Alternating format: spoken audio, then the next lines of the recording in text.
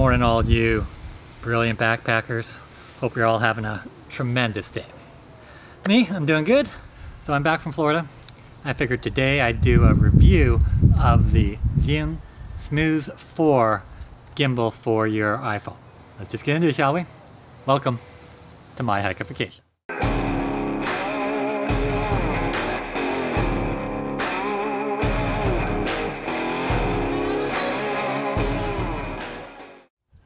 So it is a beautiful day here back in Canada, and rather than sitting on a rock just talking about the gimbal, let's go for a walk.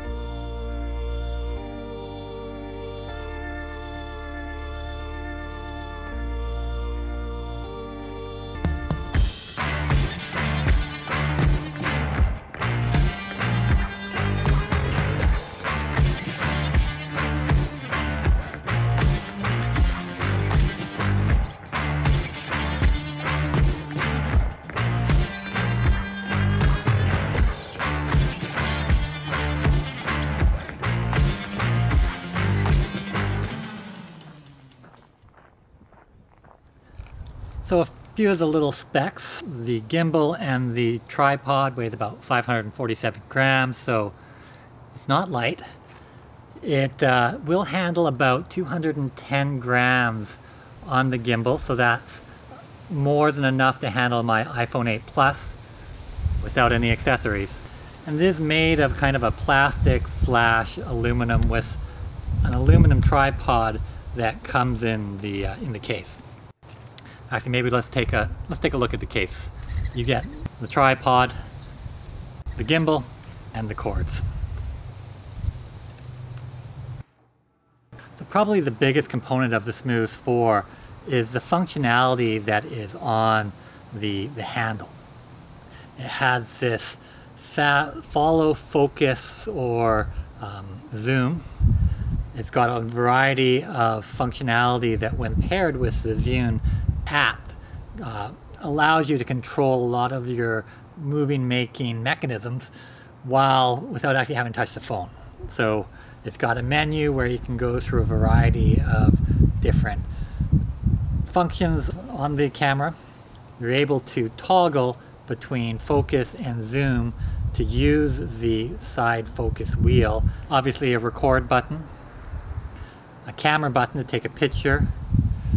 It's almost like a DSLR camera. It's got the turn wheel with a center button in between. The center button can act as a flash or a light. The turn wheel allows you to select through options. In addition, you can put it to selfie mode, reversing the camera. You can change the exposure. That being said, it is all done with the Zhiyun app. And I'll give you a little bit of a look at the Zhiyun app, but I won't go into too much detail here. There's a number of videos that go through it for you.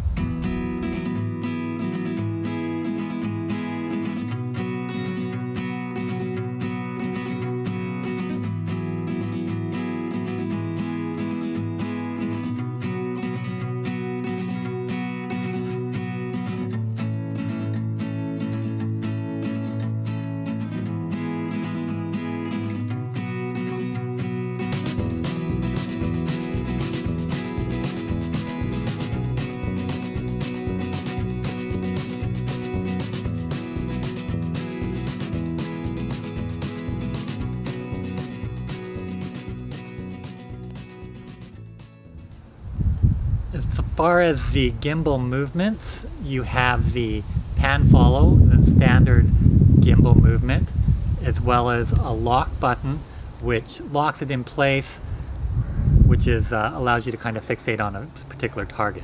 On the back you've got a lever that does both tilt when you push it in, so allows you to change the angle of your phone, and then you've got kind of a what they call a go mode, which gives you this really quick turning ability, specifically if you're going to do stuff like weird transitions, etc. So for comparison, let's take a look at the standard iPhone video footage on the Zhiyun app with the gimbal versus handheld.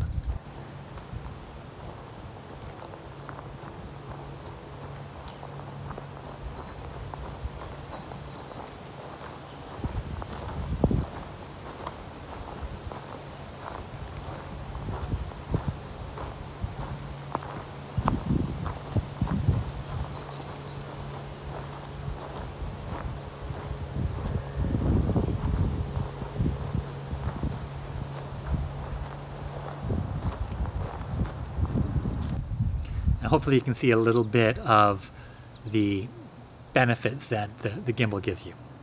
One of the things that the dial gives you, coupled with the Zhiyun app, is the ability to use a vertigo effect. And that's essentially where you keep an object kind of steady and in focus as you move in. And so the coupling kind of comes together like that. Interesting cinematography effect. It also has a motion time lapse as well, where you can kind of set the tripod, set your coordinates, and rather than just doing a time lapse in one place, it'll gradually move through the course of the time lapse, giving you a nice effect. It's very easy to use. I do like the snap feature, where it kind of snaps back into its resting place in standby mode, but it also allows you to position the camera in portrait mode if you're doing stories or something for Instagram and you don't want the horizontal. Overall, I'd say the feel is a little bit cheap feeling, but it functions. And for $199, it's Canadian, it's not too bad. The follow mode, where you kind of select a target and it follows it through, is pretty jumpy, so I'm not a big fan of that. It does have a really good battery life. And I would say if your purpose is really just you've got a standard iPhone and you want to do not so much vlogging, but good shots of movement or following somebody or walking down a street, this serves its purpose well. Some of the things I don't love about it, there's no joystick on the grip. And so if you want to reposition the phone camera away from kind of that center frame, it becomes a little bit tough and you have to manhandle it, and it tends to bounce back a little bit. I find it is a little jumpy at times, and also if you do try to do more of a selfie mode where you're turning it around, sometimes we'll get the motor in the frame, specifically if you're using a wider lens. For me personally, some of my biggest complaints is really just how I use my camera and my method of vlogging. I'm a big proponent of Filmic Pro as the app that I use to film my various clips and videos. And while you can use that with the gimbal, you lose all the functionality held in the handle. So you essentially just get the gimbal stabilization and then have to use the phone itself to use everything else. Now the Zhiyun Play app is a fine video recording app, but it's not as good as the Filmic Pro. Specifically for me, it's got no focus peaking, and so it makes it a little tougher, specifically in daylight, and I don't have the best vision in the world, small screen, to really get that sharp focus all the time without the focus peaking. But in addition, the Filmic Pro allows me also to do different resolutions, outside of just a 16:9 quickly. And finally, and probably most importantly, the Filmic Pro allows me to do a really flat profile, a flat log when I film, and I can color grade it up afterwards, where with the Zhiyun app, you don't really get that. When I want to use my go-to recording application, all the benefits of this gimbal in the handle are negated for me, which then kind of says, why do you need those extra things in the gimbal itself? Would a DJI make more sense? The other big thing for me is when I use my iPhone to film, I use moment lenses, and that's to give me a wider perspective or a telephoto lens over and beyond the native ability of the camera itself. And so to use the moment lenses, I need to put a case on.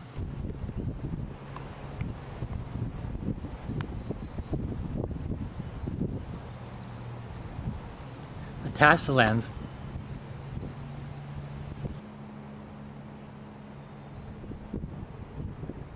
And then I also use ND filter on top of that, and that's when I'm shooting in bright daylight so that I can still keep my shutter speed low and not have the entire video blown out.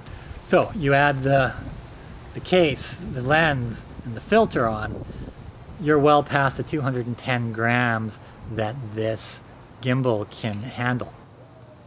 Luckily, I have MacGyvered a bit of solution, a counterweight, using Velcro on the just behind one of the gimbal motors and attaching a really long hex screw and bolt.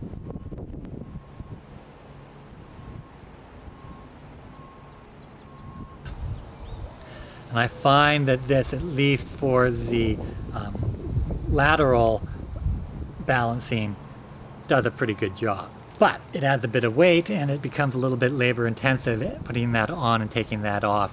But the truest way to test the gimbal is just to test the gimbal, to see how it shoots in real life situations. Or in my case, trying to emulate what I would typically do, which is hike.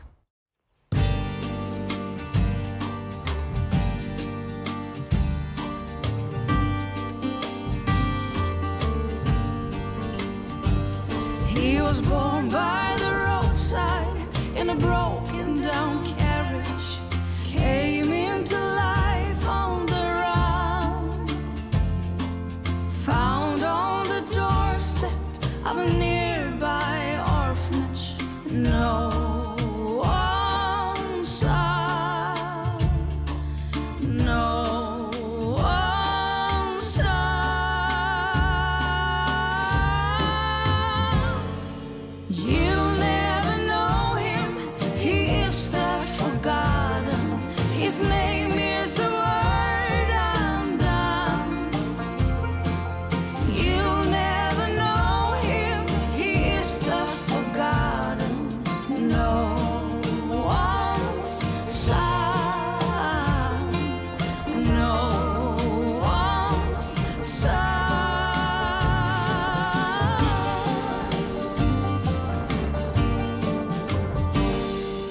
She had been born there in St. Bernadette, like brother and sister they were.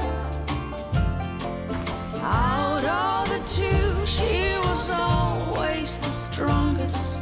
No one's daughter, no one's daughter. You'll never know her, she is the forgotten. In the ocean, a drop of water. You'll never know her, she is the forgotten. No one's daughter, no one's daughter.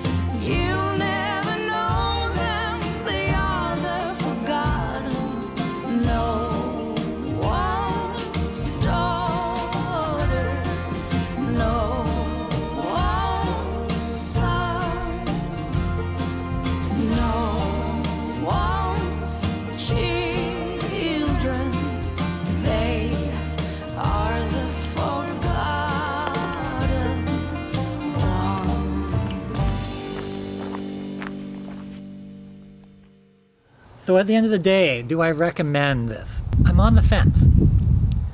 I think I mentioned there's quite a few cons for the style of shooting that I do, in that I can't take full advantage of the functionality on the handle because I don't like to use the Zhiyun app.